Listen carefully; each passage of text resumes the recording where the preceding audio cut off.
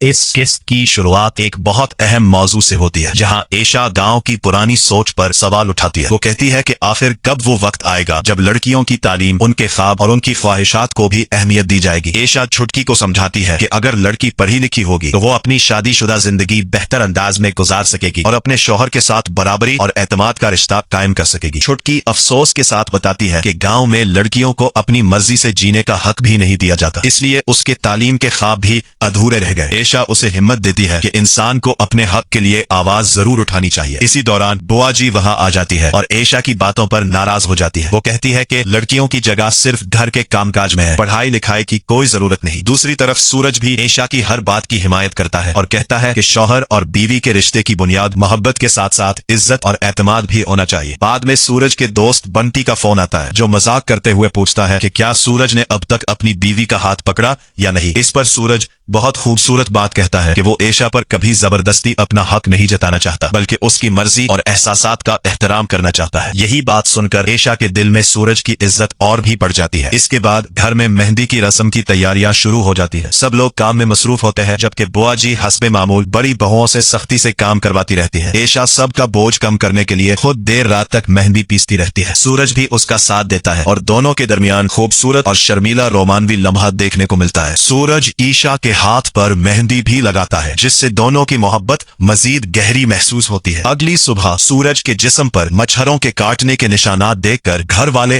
गलत मतलब निकाल लेते हैं और इस बात पर सब खूब मजाक करते हैं। बाद में ईशा और सूरज बताते हैं कि ये सिर्फ मच्छरों के काटने के निशानात थे, जिसके बाद माहौल दोबारा हल्का फुल्का हो जाता है। लेकिन खुशियों का ये माहौल ज्यादा देर कायम नहीं रहता। अचानक खबर आती है कि छटकी के होने वाले ससुराल वालों ने शादी से इनकार कर दिया है। इनका कहना होता है कि किसी ने छटकी को एक लड़के के साथ देखा था, इसलिए वो ये रिश्ता कबूल नहीं करेंगे। सूरज उन्हें बहुत समझाने की कोशिश करता है कि बगैर किसी सबूत के एक लड़की के किरदार पर इल्जाम लगाना गलत है, मगर वो लोग इसकी एक नहीं सुनते और गांव की पंचायत का बहाना बनाकर रिश्ता तोड़ देते हैं। ये खबर सुनते ही पूरा खानदान सदमे में आ जाता है। बुआ जी गुस्से में आकर छटकी को ही कसूरवार ठहराने लगती है, जबकि ईशा इस पुरानी सोच के खिलाफ खुलकर आवाज उठाती है। वो कहती है कि किसी लड़की को बगैर सबूत बदनाम करना और इसी बुनियाद पर इसकी जिंदगी का फैसला कर देना सरासर नाइंसाफी है।